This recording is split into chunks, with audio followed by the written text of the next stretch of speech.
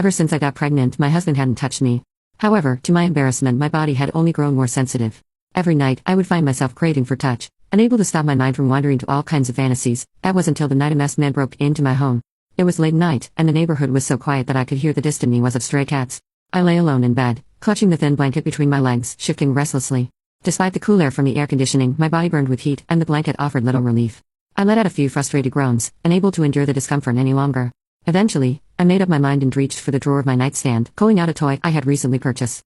Even though I was alone at home, my cheeks flushed as I opened the packaging. I hesitated briefly before switching it on, following the instructions that came with it. The gentle hum filled the room, soon accompanied by the sound of my quickening breath. The rave reviews I read online weren't exaggerating. The intense relief that swept through my body and the warmth spreading across my face were proof enough. It had been 5 long months since I'd felt anything like that. The tension drained from my limbs, leaving me lying there, basking in the afterglow. As I lay there, my mind wandered back to the last time I had real physical contact. That was 4 months ago when my husband had come home drunk after a night out. By then, we had started fighting constantly and sleeping in separate rooms. However, that night, he mistook me for someone else and was unusually passionate. I figured it was a chance to reconcile, so I did not resist. That night, I got pregnant. My name is Elizabeth Crane. I married my husband, Mark Russell, a year ago, after being set up on a blind date. For the first 2 months, things were great, but then it all started falling apart. I thought getting pregnant would be the turning point in our relationship, but instead, it marked the end of our marriage. As soon as I found out I was pregnant, Mark moved out and told me to get an abortion. He said he wanted a divorce. I knew he was cheating, but I never expected him to be so cold-hearted, abandoning both his wife and child for some other woman.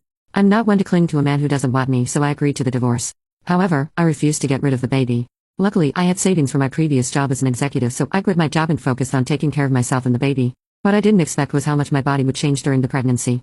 I had always been indifferent to intimacy before, but now, especially in the second trimester, I found myself craving physical touch more and more each day. I was too embarrassed to ask my doctor about it, so I started finding ways to take care of it myself when I was home alone. By the second trimester, the baby was stable, so I wasn't too worried about causing any issues. That was when I decided to buy a toy online as a little treat for myself, and to my surprise, it worked wonders. In fact, I was already thinking about ordering a few more. Just as I was about to place an order, I heard a rustling sound coming from the living room. Since Mark moved out, I had been living alone, so there was no way anyone should be in the house. My heart started racing. Could Mark have come back? He was the only one with the key to this place. Thinking of that possibility, I panicked and shoved the toy under the blankets. "Who's there? Mark, is that you?" I called out nervously. The noises stopped immediately. If it wasn't Mark, then who was it? My heart pounded as I carefully got out of bed, determined to check it out. I always turned off the lights before going to sleep, so the house was dark. Opening the bedroom door, I could barely make out the shadowy shapes in the pitch-black living room. I fumbled in the dark, feeling my way toward the light switch. However, just as I reached out, a gust of wind swept past me. Before I could scream, I felt someone tall and strong grab me from behind and slam me against the wall.